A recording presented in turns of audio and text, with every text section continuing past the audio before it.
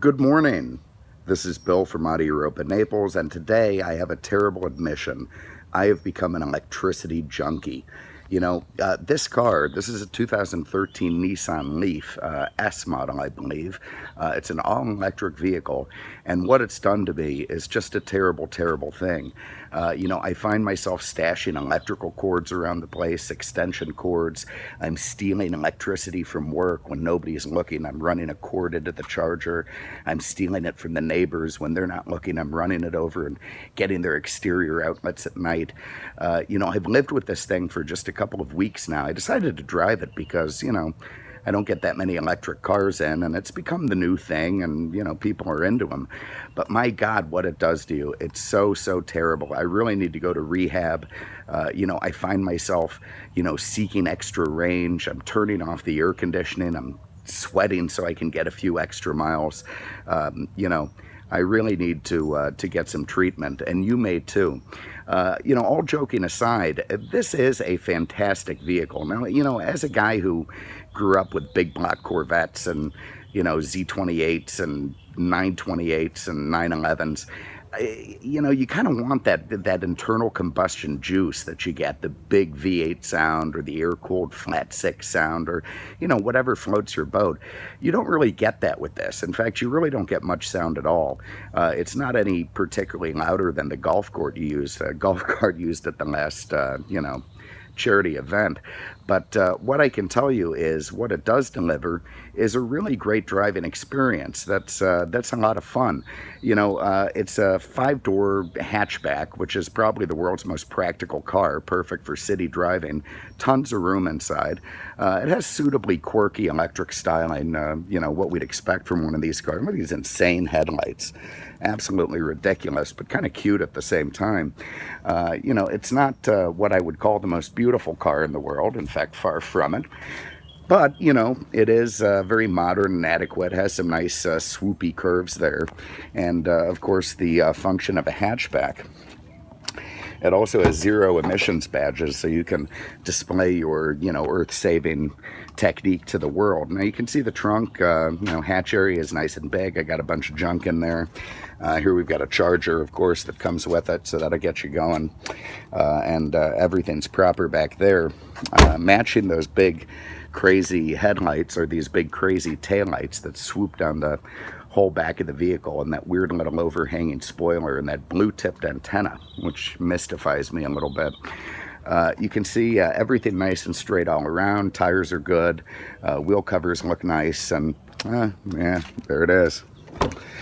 All right, let's look inside the, look under the hood. I'm also going to pop this charging port so you can see that.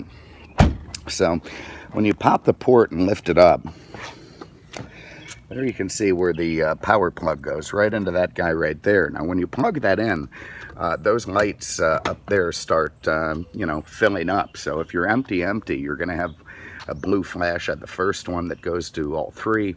If you just drove home from work and you'd been stealing electricity all day, it's not going to charge much at all. And I have. And, my boss, he caught me and, kind of crabbed at me a little bit. And I explained to him that he was a giant carbon footprint using jerk off. Here you can see this nice big electric motor that's over 100 horse in traditional terms, moves this car down the road just fine. In fact, it's very peppy by virtue of, sort of instant electric power when you nail it. It doesn't really need to warm up an electric motor. It can go to full speed in like, a millisecond. So it actually moves this car along just fine. Very proper under there. You can see the AC lines. Does have nice cold AC, this car. And behold, there it is, the future. I mean, look at that. You have to forgive me. I have no concept of why it has a radiator cap there. I should have looked more into this car. Okay, now this car has front and rear heated seats. The reason for that is not necessarily luxury. The heat and the climate control use a considerable amount of energy in these cars. So what they want you to do is use the heated seats instead of, running the climate control, and that should keep you warm enough to get down the road. Now, that isn't going to work in Naples, Florida, where it's, about 92 degrees each day, and they don't have cool seats, with ice or anything. So I am running the air conditioning, except when I, really want that range to get extended. Then I just suffer. Okay, now inside the front, again, everything very handsome, nice black cloth in there, good fit and finish. Of course, you got power windows, power locks. It's a pretty well-equipped car. Let's hop in. I get my seatbelt on so it doesn't beep at me when I start it up. Now, one thing that was in my expectations for this was, a little bit of Starship Enterprise stuff in the future, and the Leaf does deliver. So let's hit that. Gives you this nice little tone, and everything comes to life in a sort of a lovely fashion. Here you can see I've got 87% charge. Had a little drive this morning, about 70 miles in range.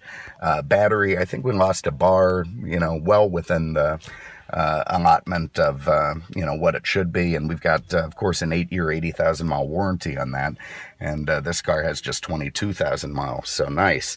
I'm going to turn on the climate control, get myself a little AC going. Now you can see the range instantly drop 6 miles. So, you got to try to avoid that. Make yourself miserable. Drive without the air conditioning. Steam yourself up. Steal one of those electric cords again and run it over to a neighbor's house, whatever you need to do. Here you can see all the various, bits and pieces. This is your traction control off. This will turn off the timer on a charging thing. I don't know what this is, automatic lock. I'll figure that out. That opens the little hatch. And of course, this thing that looks like what a Wilson from Castaway is actually a heated steering wheel button. So very, very nice. There you can see your digital speedometer, of course your clock, your temp. Down here you've got your battery temp gauge, this crazy big power gauge. So when you're on the juice, that thing's going to fly up this way. When you hit the brakes, it actually regenerates the battery. That's what those two little, yin and yang arrows are for, and it'll go back down this way. The more it hits that, the more you're regenerating the battery. So just coasting will regenerate the battery, and hitting the brakes will do it. And that's one of the things that makes electric cars tricky, is how much of that to do, because the more you coast to regenerate or hit the brakes to regenerate, the weirder it drives from, all the cars you've been used to. So Nissan has done a really nice job balancing and erring truly on the side of traditional driving. So in an i3, when you take your foot off the gas, the thing kind of jerks your head forward a little bit and really starts recharging. In this Leaf, it acts a little bit more normal and traditional. So for you newbies to the electric world, you're probably going to find the Leaf is much more familiar for you. Up here, now this guy here, that little gauge thing in a circle, it's sort of, I don't know what you'd call it. It's how you build trees. So, as you drive, it starts building this tree bar by bar. Eventually you get a whole tree. Then it moves the tree off to the right and you start building another tree. And, I guess it's meant to show you, how much you're saving the world. To me, it's thinking, okay, well, you get enough trees going, you can clear cut them and build a golf course. But, your mileage may vary, no pun intended. Anyway, one of the things with all this little electronic gimmickry in front of you is you kind of stare at it. It takes your attention away a little bit. So you got to be careful not to let that distract you from the road. It's fun to play a game. Every drive home is a game. How many trees can I build? Where's my battery temp at? Where's my, range? What do I do to adjust it? It also sort of encourages light driving because, of course, the more you hammer this thing, the worse your range and everything's going to be. And the more gentle you are, the more coasting you do, the more you extend the range. So it really does encourage you to drive, like a little old lady. I also love these little corner windows there. They're kind of neat. I really don't know what they do. I suppose they help with, some sort of visibility thing, but I don't know. To me, they're just there. But I kind of dig them at the same time. Of course, everything, what you'd expect on kind of a, base hatchback, so to speak. Nice fit and finish from the, they're built in Tennessee, of course, Japanese design, and it feels very Japanese and well built inside. Here's an AM/FM CD with Bluetooth and satellite radio, also an auxiliary input. Nice, not more than you need, not less than you need. I tell you, got ice cold air conditioning coming out of this electric car, so that's kind of lovely. You've got your climate control here, you've got your heated seats here. cup holders, and then this great little Starship Enterprise yoke with the blue on it. So to reverse, we just hit that guy, and you get this great little chime outside. Hear that? There it is. So that's because, of course, the car has no engine sounds, and it's really easy to mow down and kill pedestrians. If you want to park, you just hit that thing, and if you want to go forward, you go over and back. So now we are in drive, and away we go. And one of the first things that really jumps out at you when you drive your first electric car is just how quiet it is. Again, it's, golf cart-esque. There's no engine sounds at all. You get some road noise. You get a little bit of that Star Trek, woo, sound. You kind of want, I wish they'd pipe in that Jetsons noise. Oh God, how did that go? As the car went around, that would be kind of cool.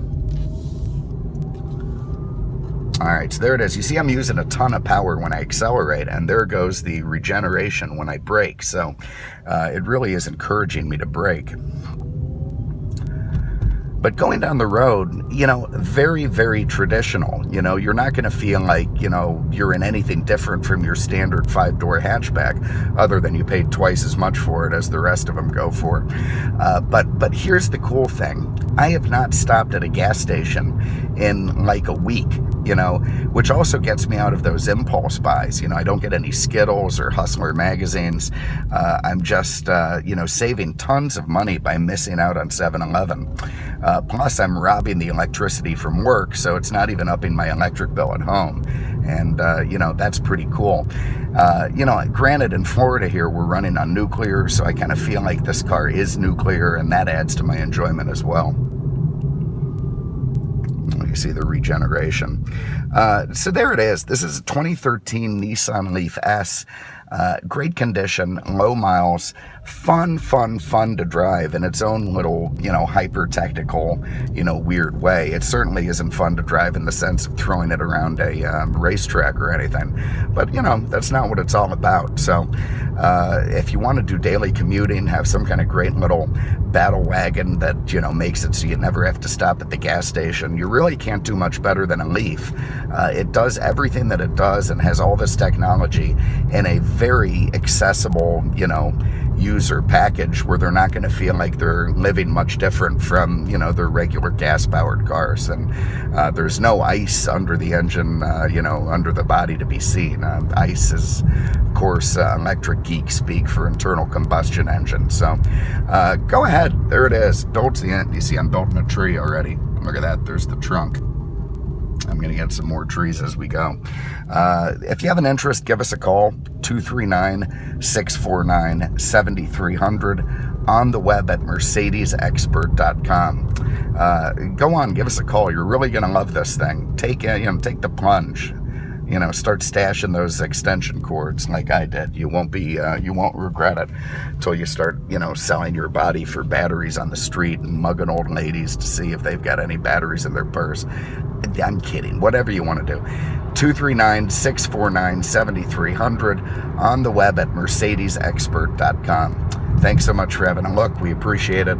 We'll see you with the next one. Take care.